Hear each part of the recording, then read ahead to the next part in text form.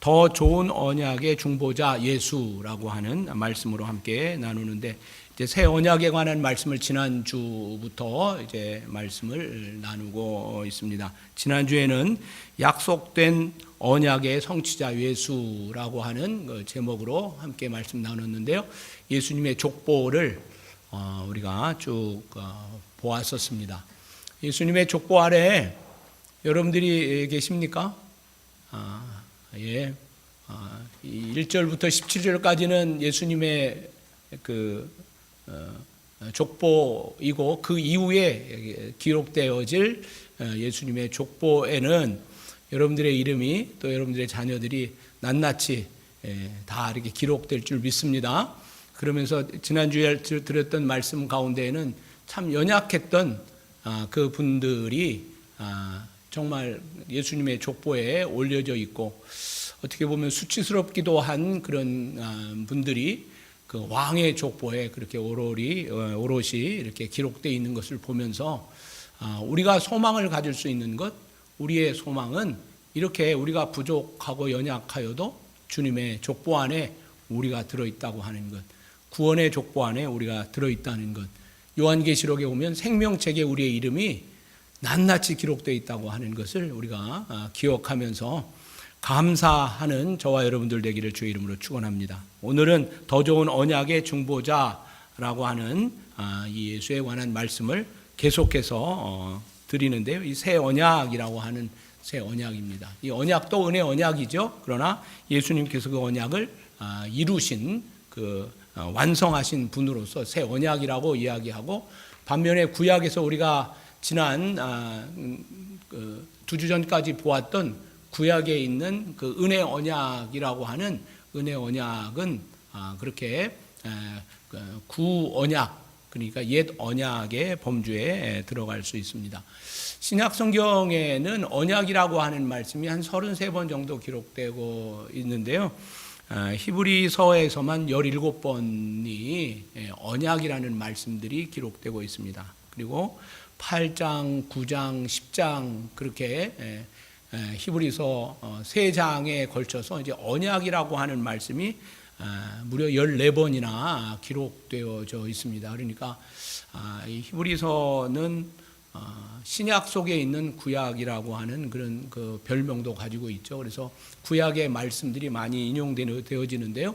오늘 본문의 말씀 가운데 8절부터 12절까지의 내용은 예레미야서 31장 31절부터 34절까지의 그 예레미야가 남유다가 멸망할 때에 그 예레미야 선지자가 예언을 하는, 그러니까 주님 오시기 전 700년, 800년 전에 예언을 한 건데요. 이렇게 언약의 중보자에 관한 이 예언을 했다는 것이죠. 그러니까 예수님 오시기도 전에 800년 전에 예수님 오실 것에 대한 그 예언을 했고, 오늘 이 히브리 기자는 오늘 그 오래된 그러나 새 언약을 주실 거라고 하는 그 메시아에 관한 그 말씀을 오늘 이렇게 소개함으로 그 말씀이 이루어졌다고 하는 그 증언을 지금 이제 하고 있습니다.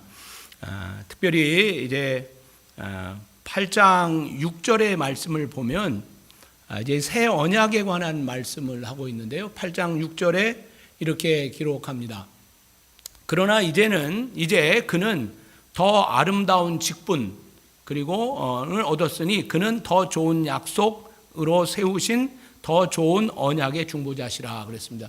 6절 한번 펴주실까요?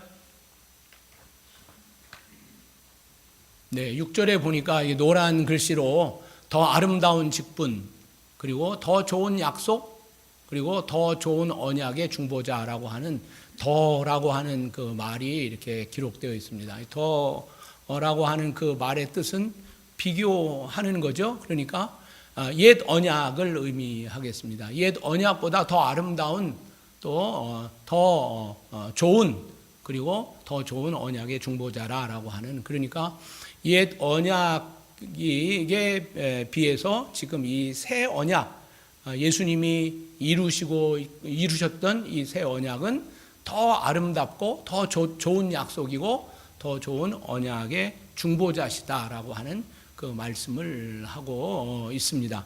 특별히 이 더 아름다운 직분이라고 하는 것은 구약의 덜 아름다운 직분과 비교가 되는데요.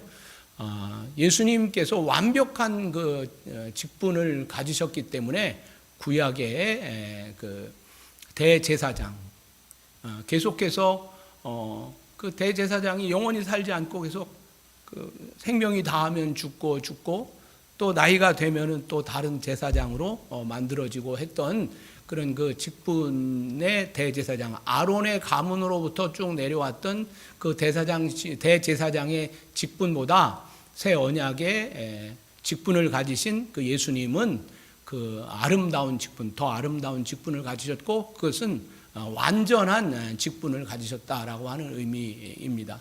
그리고 더 좋은 약속이라고 한다면 구약에 있는 그 많은 우리가 그 언약 신앙의 말씀을 지금 12번 보았잖아요. 더 좋은 약속을 로 예수님께서 주셨다라고 하는 그 예수님이 더 좋은 약속으로서의 예수님이라고 하는, 그리고 더 좋은 언약의 중보자시라고 하는 그런 말씀을 하고 있습니다.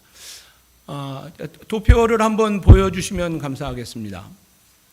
언약의 종류를 우리가 계속 지금 보고 있는데요. 행위 언약이 있고 은혜 언약이 있는데 이 은혜 언약을 옛 언약이라고 이제 여러분들에게 소개를 드리고, 그것은 아담, 노아, 아브라함, 또 모세, 그리고 다윗까지 여러분들에게 계속해서 그 옛 언약에 대하여 말씀을 드렸는데, 그 옛 언약은 어디를 지향하고 있냐면은 예수 그리스도, 오실 새 언약의 주인공이신 예수 그리스도가 나타나실 거라라고 하는 그 말씀을 하고 있고, 그 옛 언약은 특별히 제일 처음 은혜 언약이 시작되어질 때에 양을 잡아서 아담과 하와의 부끄러움을 가렸었다고 하는 그 말씀 속에서 보면, 하나님께서 최초로 짐승을 잡아 피를 내시고 그 가죽을 얻으셔서 우리의 부끄러움을 가리운 것처럼 이 다음에 그러니까 오실 그 메시아는 그렇게 어린 양처럼 잡아서 죽게 될 것이다 라고 하는, 그리고 우리의 부끄러움을 가려줄 거라고 하는 그 예표적 그런 사건이었습니다. 그리고 아담과 하와에게 주셨던 말씀 중에 하나는 여자의 후손이 뱀의 머리를 밟을 것이다 라고 하시는 그런 말씀들로 어렴풋하게 지난주일날 설교를 설명을 드렸던 것처럼 이렇게 어렴풋했던 것들로부터 시작하여 무지개의 언약, 또 그 아브라함에 의한 그런 그 횃불 사이, 고기 사이로 횃불이 지나가는 그런 언약, 이런 그 모든 그 언약들을 통하여 점점점 메시아에 대한 그런 그 확실한 그 말씀을 주시면서, 모세 시대에는 시내산에서 하나님께서 두 돌판을 주셔서 확정적으로 너는 내 것이라고 하는, 내 자녀라고 하는 자녀의 인증을 찍어 주셨다 그랬습니다. 그러는 가운데 하나님 앞에 40일 동안 모세가 법궤 하나님 앞에 이제 자녀의 인증을 받는 그 시기에 동시간에 땅 밑에서는 아론과 함께 이스라엘 백성들이 금송아지를 만들었다라고 하는, 그것이 이제 사탄의 역사라고 말씀을 드렸습니다. 그래서 거룩한 것과 이렇게 악한 사단의 역사가 동시에 이렇게 일어납니다. 그래서 우리의 삶 가운데도 보면 뭐 옛날 예수를 믿지 않는 어른들도 그렇게 이야기를 하는 거 보면, 좋은 일이 생기려고 하면 항상 이게 또 어려운 일이 먼저 닥치고 한다고 하는 그 말씀을 하고, 제 아버님이 그런 말씀 많이 쓰셨는데요. 좋은 일이 일어나려고 하면 뭐 그건 성경적이지 않습니다. 항상 두 가지 일이 생긴다는 거예요. 그래서 이걸 선택할 건지 저걸 선택할 건지 그러면서 이렇게 헷갈리게 만들어서 일을 그르치게 할 때가 있다. 뭐 그런 어르신들의 말을 이게 듣기도 했었습니다. 그러면서 참 이 사단의 역사는 그렇습니다. 성령이 충만하고 이제 모세의 그 두 돌판이 어떤 뭐 너희들이 이렇게 살아야 구원을 받는다라고 하는 그런 의미가 아니라, 내가 이제는 너희들에게 자녀 삼겠다고 하는 뭐 입양 또는 자녀 삼겠다고 하는 문서잖아요. 그리고 어떻게 보면 하늘나라를 너에게 주겠다고 하는 그런 그 유언과 같은 하나님의 그런 그 중요한 그 말씀을 받는 그 시간에 사단은 밑에서 금송아지를 만드는 그런 그 이상한 일들이 이렇게 벌어지는 걸 보면 그게 우리 시대에도 그런 일들이 일어날 수 있습니다. 우리 가정에도 일어날 수 있고요, 내게도 일어날 수 있습니다. 가장 은혜로울 때, 저도 이게 신앙생활 하면서요, 성령이 가장 충만하려고 할 때 사단이 와서 화를 나게 한다든지 마음을 뒤집는다든지 누가 와서 뭘 말을 전해주는데 그냥 마음이 그냥 확 이렇게 좌절된다든지 이런 일들이 사단이 와서 이렇게 똑똑 따먹으려고 하는. 그래서 뭐 제가 말씀드렸던 것처럼 이제 내일이면 저 맛있게 익은 과일을 이제 따서 이제 먹어야지 그러고 있는데 내일 나가서 그 맛있게 익은 그 열매를 딱 따려고 하는데 보니까 벌써 새가 와서 이렇게 탁 뭐 그것도 안 익고 뭐 맛없는 게 아니라 제일 잘 읽고 이거는 뭐 선물로 줘야 되겠다 하는 뭐 그런 거에 제일 익은 거 그냥 한 번만 딱 찍어 놓더라고요. 그래서 이게 상품성을 잊어버리는. 그래서 정말 이걸 어떻게 해야 되나. 이제는 그게 매년 그렇게 되니까 나무에 대한 이제 열매에 대한 게 소망이 없어졌어요. 그냥 새들이나 열심히 먹어라.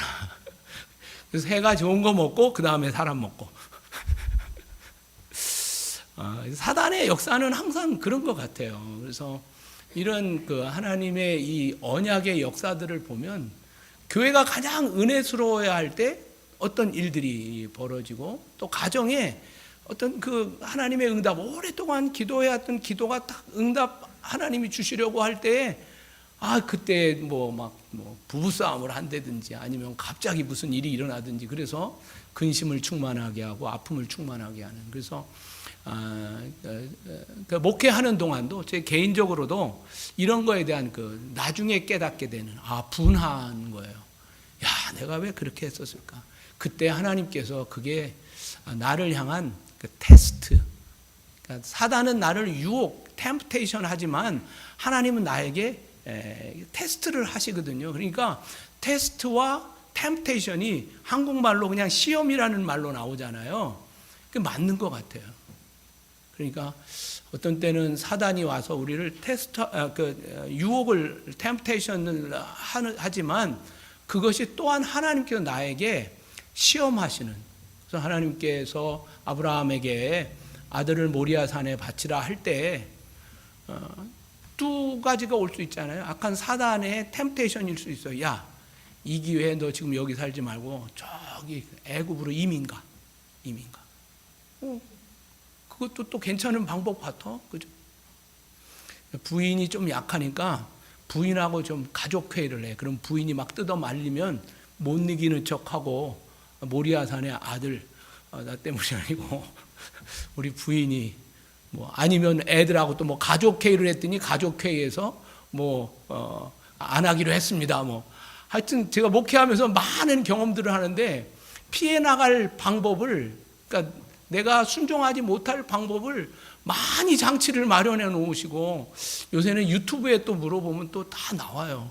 그러니까 이 말씀을 비껴나갈 수 있는 많은 그런 그 아이디어들을 유튜브도 또 챗 GPT든 요즘은 그 챗 GPT가 이단들의 그 놀이터가 됐어요. 그러니까 적게는 잘못된 인포메이션이, 그러니까 AI에게 꼭 신앙적인 것뿐만 아니라 모든 인포메이션 가운데 적게는 40% 정도가 wrong information이라고 하고요. 많게는 이 신앙적인 건 70%까지도 보더라고요. 그런데 하는 말이 뭐냐면 AI는 거짓말을 하는데 어떻게 이렇게 뻔뻔하게 거짓말을 하는지 모르겠다. 사람들은 거짓말하면 좀 움찔움찔도 하고 또 이렇게 눈을 내리깔기도 하는데 AI라는 놈은 그냥 눈을 뻔스히 뜨고 거짓말을 하는데 이단의 말을 하는데도 막 이거는 정설입니다라고 이야기해서 정말 잘못 판단하게 하는 일들이 너무 많다는 말이죠. 뭐 그런 일들을 보면서 다시 말씀으로 돌아와서 이 은혜 언약은 계속해서 오실 메시아 새 언약의 주인공이신 예수님에 대한 이야기를 지금 하고 있고요. 지난 주일날 이제 새 언약의 말씀이 드디어 이제 오픈되면서 예수님의 족보를 바라보면서 그 족보 안에 내가 들어 있습니까? 그것이 지난 주일 결론의 말씀이었고, 그 족보 안에 내 자녀들의 이름이 거기에 있습니까? 정말 뭐 내가 재산을 얼마나 자식들에게 남겨놓는지, 얼마나 큰 명예를 남겨놓는지, 이게 굉장히 중요한 일이죠. 우리의 부모 세대에는요, 정말 안 먹고 안 써서 자식들한테 물려주는 그 일에 대하여 정말 생명을 걸었거든요. 그래서 정말 우리 전 세대들, 우리 부모님 세대에는요, 진짜 못 먹고 못 살았어요.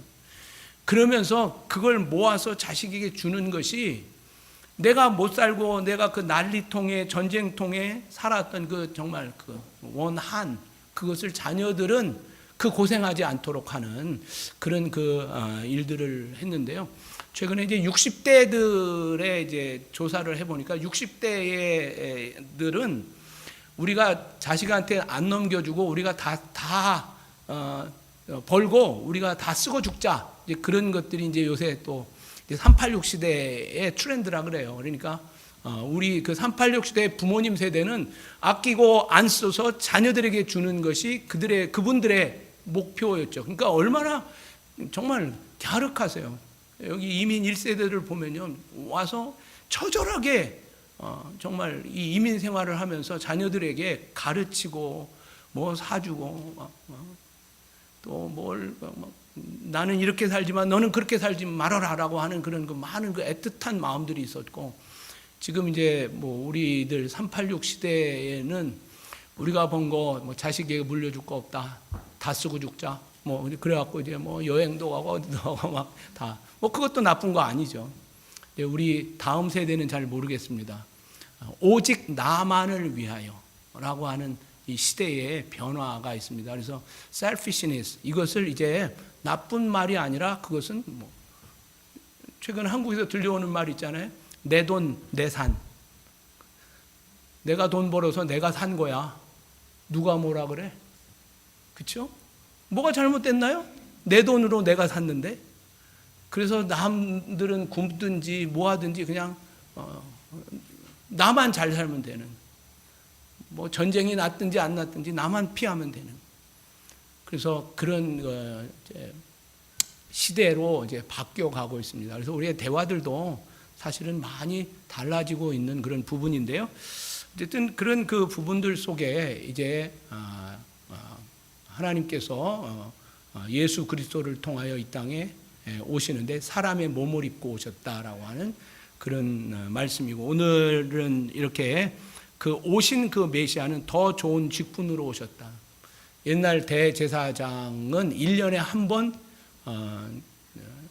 지성소에 들어갈 수 있는 퍼밋을 가졌고, 오직 아론의 후손들만이 대제사장의 직분을 가졌는데, 예수님은 이제 그 직분을 가지신 그 예수님으로서 완전히 이 직분을, 구약을 끝내셨다라고 하는 것입니다. 그래서 오늘 여기에 더 좋은, 구약보다 더 좋은 약속, 또 언약, 뭐 이런 것들을 의미하는데요. 구약을 폐기하셨다는 뜻이 아닙니다. 우리가 알아야 될 것은요, 예수님께서 십자가에 돌아가실 때 뭐예요? 다 이루었다라고 하고 돌아가셨지, 내가 이제 십자가의 죽음으로 이 구약의 모든 법을 내가 다 철폐했다라고 하는 그 뜻이 아닌 거예요. 그러니까 뭐 우리는 이제 구약의 사람이 아니니까 구약을 보지 않습니다. 구약의 무슨 율법이나 이런 것들에 대하여 이제 그걸 계속 하지 않습니다. 왜냐하면 우리는 신약 백성이기 때문에 나는 그렇습니다라고 하지만, 예수님께서 하시는 말씀, 여기에 그 더 좋은, better라고 하는 이 더 좋은이라고 하는 뜻에는 그것을 내가 이제 밟아서 깨부셨습니다, 갖다 쓰레기통에 버렸습니다라고 하는 의미가 아니라, 그것을 포함한, 구약을 포함한 모든 율법을 다 이루셨다라고 하는 겁니다. 제가 여러분들에게 다윗의 언약을 이야기하면서 하나님께서 다윗의 성전을 리젝트 하셨다고 말씀을 드렸지만, 리젝트가 아니고 뭐라 그랬죠?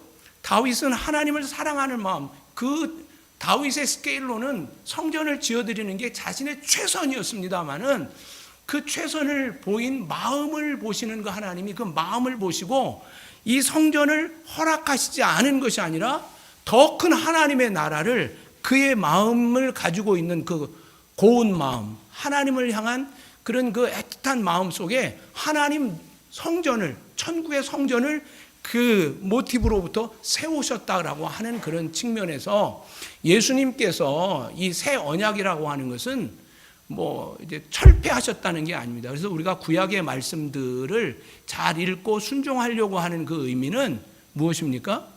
이제 그거 안 해도 됩니다. 뭐 이거 안 해도 됩니다가 아니라 그것까지도 하는 거예요. 그래서 우리가 10계명을 볼 때에 10계명의 내용이 이제 그거 다 이루셨으니까 안 해도 돼. 캐세레세라가 아니라 그것을 더 잘하고 싶은 거예요. 구약의 그 하나님의 명령과 하나님의 말씀들을 더 많이 드리고 싶은. 실제로 성령께서 새 언약으로 제게 오셨을 때 제가 가지고 있는 마음이 뭐냐면 율법보다 더 하고 싶은 마음이 들더라고요. 그런 마음이 저뿐만 아니라 성령이 임하시면요. 여러분들도 그러셨죠? 더 많은 걸 이루어 드리고 싶고 더 잘하고 싶은 거예요. 왜? 우리는 빚진 자이기 때문에. 그래서 의무롭게 뭐 요만큼만 저만큼만이 아니라 구약의 율법은 그거만 하면 구원받을 줄 알았거든요. 그런 게 아니라 신약의 백성들은 뭐예요? 아들을 내게 주신 그 분이기 때문에 구약의 모든 것들을 포함해서 이제 의무가 아니라 감사로 지니게 되어 있습니다. 그래서 구약에 있는 모든 부분들은 감사의 내용인 것이지 율법의 내용이 아닌 겁니다. 그래서 여러분들이 뭐 특별히 뭐 주일을 성수하는 그런 문제들이나 또 우리가 하나님 앞에 드리는 시간이나 뭐 예물이나 이런 모든 것들이 하나님 앞에 좋은 마음, 그러니까 더 좋은이라고 하는 그 말씀을 들으면서 철폐가 아니라 그걸 포함한 것입니다. 그래서 하나님 앞에 그런 마음을 가지시기를 바랍니다. 그러면서 여기에 더 좋은 직분 그랬는데 구약의 대제사장들의 직분은 계속 바뀌었고요. 대제사장들이 지성소에 들어갈 때 보면 뭐 한 번 들어가고 백성의 죄를 용서하소서 그렇게 한 것이 아니라 그 레위기서를 가만히 보면 대제사장이 대속죄일날 1년에 한 번 지성소 들어가거든요. 대속죄일에 지성소에 들어가는 것이 대략 4번을 들어가더라고요. 첫 번째는 지성소에 들어가서 연기, 하나님 앞에 그 향단의 연기를 피움으로 하나님과 나 사이에 그 구름을, 쉐키나의 구름을 만드는 거죠. 그래서 하나님의 임재를 상징하는 그런 그 구름, 그 연기, 그 뭐 기도의 향연 그런 것을 이제 올리고 그 다음에 두 번째 들어갈 때는 뭘 들어가냐면 그 대제사장의 죄와 가족의 죄를 끌어안고 그것으로 가서 또 피를 뿌리는 거예요. 그러니까 이스라엘 백성들의 죄를 용서를 받기 전에 이 대제사장인 자신의 죄 플러스 가족의 죄까지도 지성소에 들어가서 하나님께 속죄제를 드립니다. 그리고 대제사장의 그 스토리를 이렇게 그 역사를 들어보면요, 속죄일이 가까우면 대략 몇 주 동안에는 아예 골방에다 가둡니다. 창문도 없는 골방에다 가두는데 왜 가두냐면은 자꾸 이렇게 이것저것 사람을 보면 이렇게 또 물건을 보면 이제 마음이 바뀌잖아요, 그죠? 때로는 뭐 눈꼴 사나운 사람을 보면 막 마음이 막 동하고 또 뭐 좋은 사람 보면 막 사랑하는 마음이 생기고 뭐 물건이고 막 갖고 싶고 이런 마음들, 이게 살랑살랑하는 이 파도처럼 오는 이 마음을 다 잡기 위해서 대제사장이 지성소에 들어가기 전에 골방에다 갖다 놓아요. 그래서 골방에서 거기서 하나님을 묵상하고 기도하고 또 아침과 저녁으로 매일같이 자신의 죄와 가족의 죄를 그렇게 하나님 앞에 올려드리는 그런 그 일을 다 마치고 나면 하나님 앞에 들어가서 자신의 죄와 가족의 죄를 용서를 받고 그 다음에 다음 짐승을 잡고 아사셀 염소 아시죠? 그리고 그 염소를 잡아서 염소의 피를 가지고 제단에 나아가서 이제 세 번째 그렇게 하나님 앞에 죄를 용서를 받는 겁니다. 그리고 네 번째는 그 피 뿌려진 모든 것들 이제 클렌징 해야 되잖아요. 그래서 클렌징 하는 의미에서 또 그 지성소 안에서 입었던 세마포 옷을 다 벗고 다시 이제 일상복으로 갈아입는, 그러니까 정리를 위해서 이제 적어도 네 부분입니다. 그래서 성경에 기록된 부분이 하나님 앞에 나가는 게 구약 시대에는 굉장히 힘들고 어려웠습니다. 그리고 옷술에 방울을 이렇게 여러 개를 달아서 움직이면 철렁철렁 딸랑딸랑 할 수 있도록 하고, 들어갈 때에는 밧줄로 허리를 묶고 들어갑니다. 그래서 하나님의 말씀에 맞지 않거나 하나님께서 그가 아직 죄인이라고 생각하면 그 지성소는 죄가 들어올 수 없는 곳이거든요. 하나님께서 그 지성소에 죄이시 들어온 대제사장을 하나님은 죽여버리신다고 약속을 했습니다. 그런데 어쨌든 기록에는 대제사장이 죽었다고 하는 기록은 없지만은 예를 들어서 그 나답과 아비후, 아론의 첫째 아들, 둘째 아들이 성경에서 하나님이 허락하지 않은 그냥 뭐 이 불이나 저 불이나 뭐 똑같잖아. 그래서 그냥 아무 불이나 갖고 들어갔다가 어떻게 해요?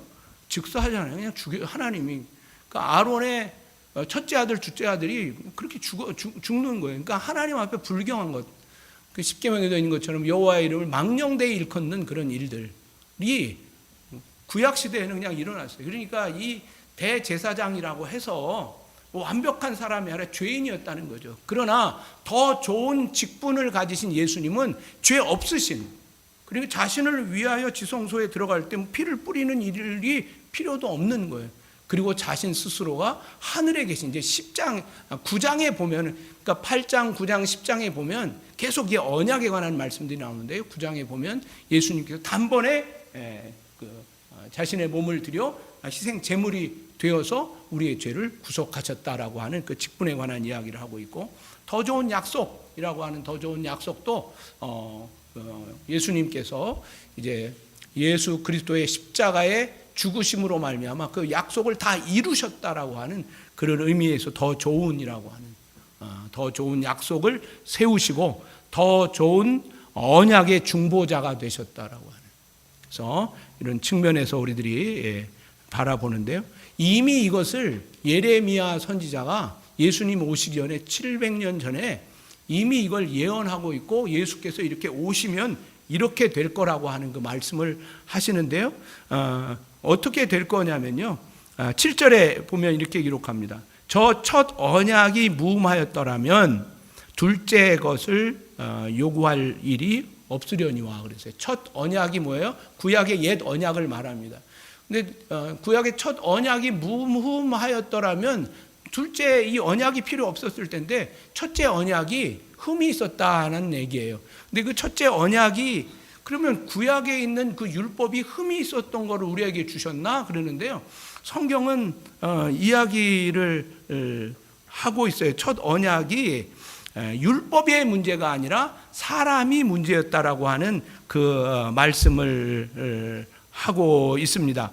9절에 한번 볼까요? 9절에 이렇게 기록하고 있습니다. 또 주께서 이르시기를 이 언약은 내가 그들의 열조의 손을 잡고 애굽 땅에서 인도하여 내던 날에 그들과 맺은 언약과 같지 아니하리니 그랬어요. 이 말의 뜻을 뒤편에 집사님 보면은 예레미야서 31장 32절 한번 찾아주시겠어요? 화면에 이제 나올 텐데요. 31장 32절 한번 볼까요?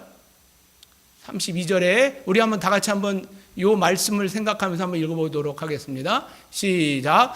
이 언약은 내가 그들의 조상들의 손을 잡고 애굽 땅에서 인도하여 내던 날에 맺은 것과 같지 아니할 것은 내가 그들의 남편이 되었어도 그들이 내 언약을 깨뜨렸습니다.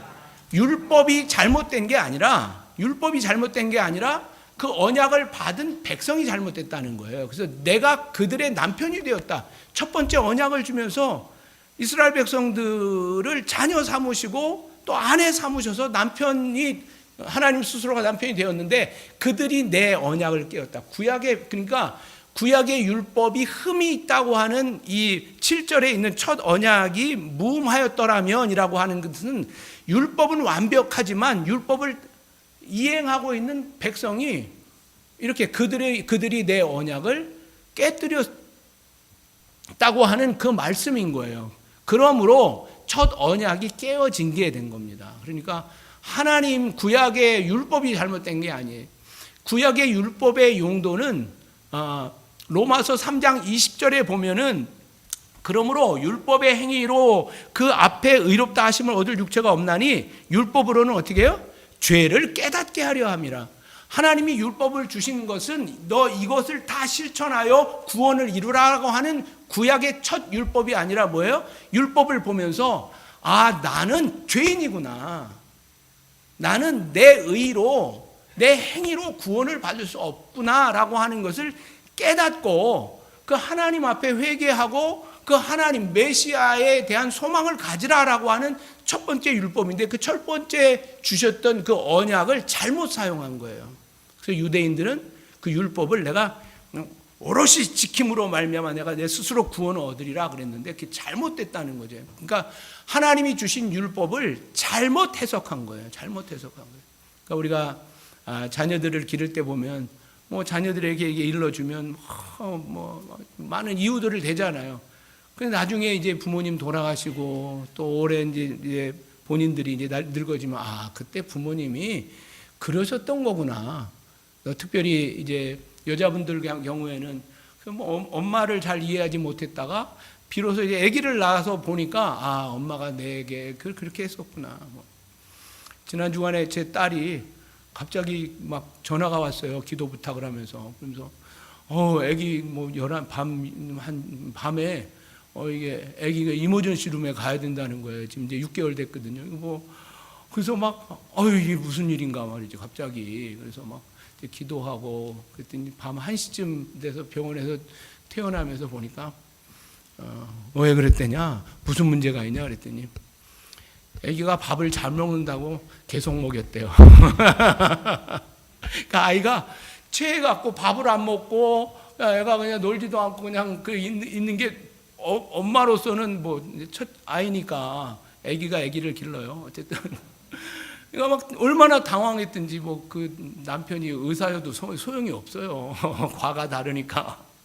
그러니까 그냥 부랴부랴 그 밤에 막 이머전시로 갔는데 결국 아무 일도 아닌 거예요. 그러면서 아마 깨닫는 것은 내가 어릴 때 엄마 품에서 이랬겠지. 뭐 사실은 애를 낳아보니까 엄마가 된 거지 무슨 뭐 엄마 되려고 대학교를 나왔어요. 무슨 책을 한 권이라도 읽었어요. 그렇죠? 우리는 결혼하기 위해서 애 낳기 위해서 할머니가 되기 위해서 공부한 적이 없어요. 그러니까 그냥 뭐 딸이 아기를 낳으니까 또 뭐 할아버지가 되고 뭐 그런 거죠. 그러니까 우리의 인생이 말이죠. 지내놓지 않으면 상대방의 입장에 서지 않으면 모르는 것처럼 이렇게 정말 하나님이 율법을 주셨을 때 너희들이 이렇게 죄인이다라고 하는 것을 깨닫기 위해서 율법을 주셨는데 그 율법을 한번 내가 내 의로 한번 이루어서 내가 구원을 이루리라 막 이게 교만 덩어리인 겁니다. 교회 안에 성경을 좀 알고 성경 공부를 하고 은혜를 좀 받으면 자꾸 막 지적을 해요. 막 남의 죄가 막 보이기 시작하고 왜 그런 줄 아세요?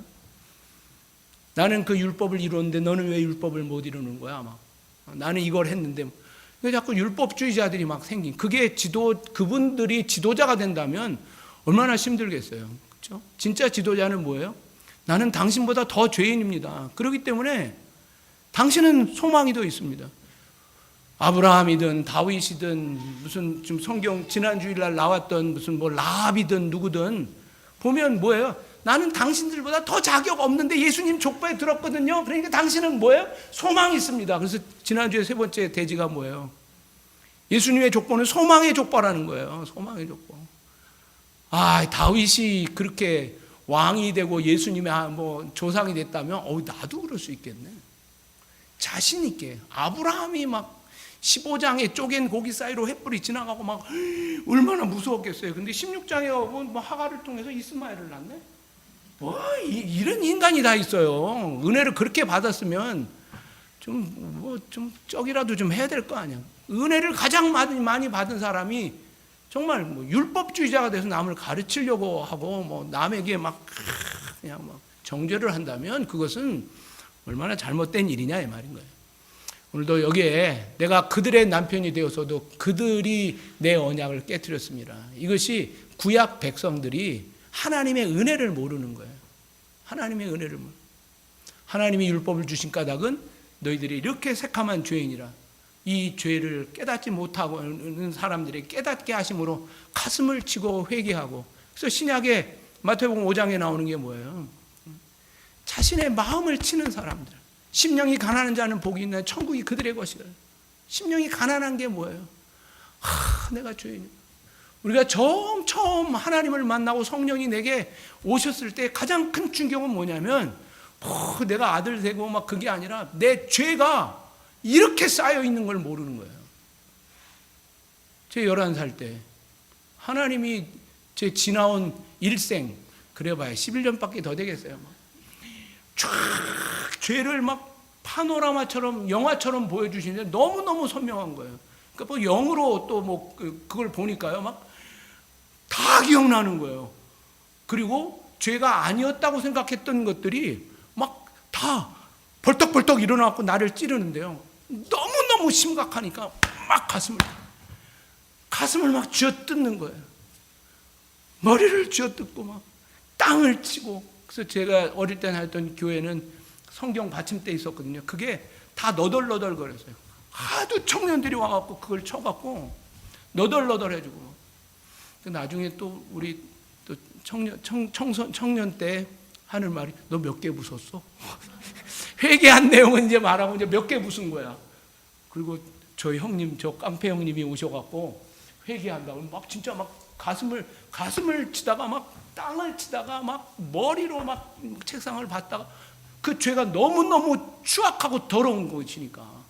그러면 그 형님들이 막 그 성경 받침대를 막 치면은 야, 너 가갖고 그거 받쳐. 꽝 지금 또 그렇게 받치고 있고, 꽝 지금 받치고 있고. 안 부서지게. 여기 교회 관리 집사님은 그 집회가 끝나고 나면 그 책상 고치느냐고. 성령께서 임하시면 이 죄를 발견하게 하시는데 이걸 못 느끼고 율법을 이루겠다고 하는 그 사람들의 이게 죄인 거예요. 다시 주님이 오실 거다라고 하는 그 말씀을 하면서요. 8절에 한번 8절 한번 읽어볼까요? 다시 이제 히브리서로 돌아와서 8절에 다 같이 한번 읽습니다. 시작. 그들의 잘못을 지적하여 말씀하시되 주께서 이르시되 볼지어다 날의 일이리니 내가 이스라엘 집과 유다의 집과 더불어 새 언약을 맺으리라. 날이 이르리니 메시아가 오신다는 거예요. 메시아가 오실 때에 이스라엘 집, 북이스라엘, 그 범죄한 북이스라엘과 남유다, 유다의 집은 남유다죠. 남유다와 더불어 새 언약을, 그러니까 죄를 졌거나 죄를 안 졌거나 할 것 없이 그 모든 사람들로 하여금 내가 새 언약을 맺을 것이다. 그 새 언약은 어떤 새 언약이냐면요. 10절에 한번 볼까요? 10절 다 같이 읽습니다. 10절 펴주세요. 네, 컴퓨터가 말을 안. 네, 10절 다 같이 읽습니다. 시작.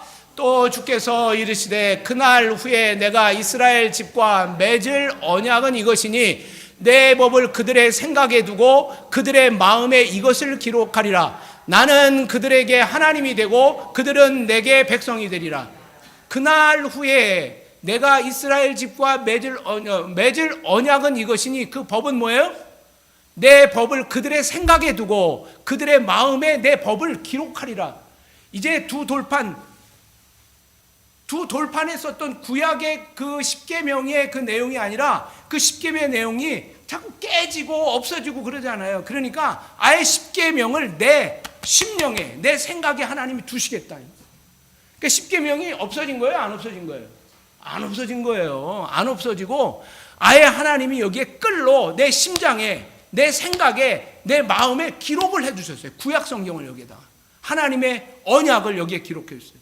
그 언약의 내용이 뭐예요? 예수 그리스도, 예수 보혈, 그거죠. 내가 언약을 이루리라라고 하는 게 아니라 나는 그 언약을 감당할 수 없습니다. 예수 그리스도의 보혈이 필요합니다. 여기에 가슴에다 그냥 끌로 새겨주시었어요. 그러면서 여기에 나는 그들에게 하나님이 되고 그들은 내게 백성이 되리라. 그 제일 밑에 노란 글씨 한번 읽어볼까요? 나는 시작. 나는 그들에게 하나님이 되고 그들은 내게 백성이 되리라. 하나님이 하시는 말씀이 그거예요. 나는 너의 하나님 될 거야. 네가 그렇게 아무리 범죄를 해봐, 네가 나에게 떠나서 저 바다 끝에 간다고 해봐, 내가 너를 잊어버리겠나? 난 너에게 끝까지 하나님 될 거야. 너는 내 백성이야. 너 내 것이야. 이사야에 있는 말씀이 너는 내 것이야. You are mine. 자신의 장난감을 빼앗기지 않으려고 하는 우리 손자들 보면 막 내가 사랑하는 장난감을 동생이하고 막 가지려고 할 때 막 mine, mine 그리고 막 생명을 걸고 지켜요. 그러다가 이제 나이가 한 살이 먹으면 이제 동생한테 푹 던져주고 자기는 또 새로운 장난감을 갖죠. 그런 것처럼 정말 하나님이 나를 향하여 너는 내 거야. 네가 저 바다 끝에 간다고 해도 나는 너를 찾을 거야. 저 하늘 끝에 가봐라. 내가 너를 가만히 놔도 나는 너에게 하나님이 될 거야. 할렐루야. 우리의 죄와는 아무런 관계가 없어요. 우리의 허물과 아무런 관계가 없어요. 왜요? 내가 너를 위하여 보혈을 흘려 십자가에 죽었거든. 그러니까요, 우리가 남의 허물을 보거나 남의 연약함을 보는 것이 얼마나 이게 우리가 사악한 건지. 성령을 체험한 사람들은 그렇게 살면 안 되는 거예요. 그래서 나는 그들에게 하나님이 되고, 이것이 너무 감사한 거예요. 그리고 내가 하나님의 백성이고 하나님의 신부입니다. 자격도 안 되는, 깜도 안 되는 하나님이 나를 백성 삼아주시고 나를 자녀 삼아주시고, 예수님은 너는 내 신부라고 말씀하셔요. 이 말씀이 너무 귀중해요. 그러면서 이 말씀을 이렇게 보면서요, 이제 결론의 말씀을 여러분들에게 드리려고 해요. 11절에 보니까요, 이렇게 기록합니다. 또 각각 자기 나라 사람과 각각 자기 형제를 가르쳐 이르기를 주를 알라 하지 아니할 것은 그들이 작은 자로부터 큰 자까지 다 나를 알미라. 다 나를 알미라. 구약에는 랍비가 성경을 가르쳐 줬었어야 돼요. 그런데 이제 이 신약에 오면은 성령께서 친히 우리들에게 오셔서 하나님의 말씀을 알려주신다는 거예요. 대학 나온 사람만 성경을 이해하는 게 아니라 국민학교도 못 나왔는데, 제가 어릴 때 다니던 그 교회에서는 어떤 권사님이 그냥 교회 와서 사세요. 근데 그분은 한글을 못 읽어. 그러니까 근데 그냥 교회 와서, 교회는 불을 꺼지면 안 된다는 거예요.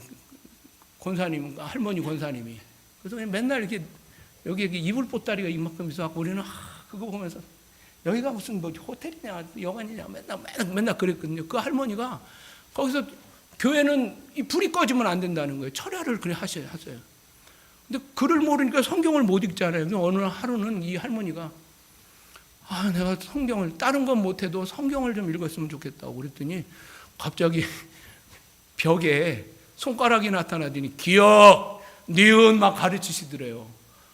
그래갖고 공부를 어릴 때부터 그냥 안 하셔갖고 기억, 니은 그렇게 가르쳐 주시는 걸 이렇게 다 이게 들으면서 더 이상 뭐 또 많은 걸 가르쳐 주시려고 했나 봐요. 그래서 하나님이 싫어요 그랬대요. 그래서 그 할머니는 성경을 읽는데 신문을 못 읽어요. 별 기적이 다 있어요. 하나님께서 이 위대한 역사들을 무식하면 무식한 대로, 잘나면 잘난 대로, 있으면 있는 대로, 없으면 없는 대로, 하나님을 그냥 다 계시래요.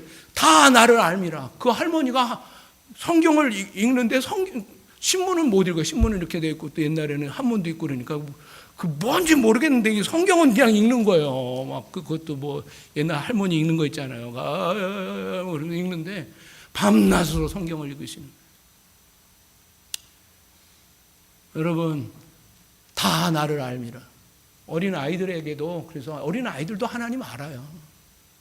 못 알아듣는 것 같은데 알아요.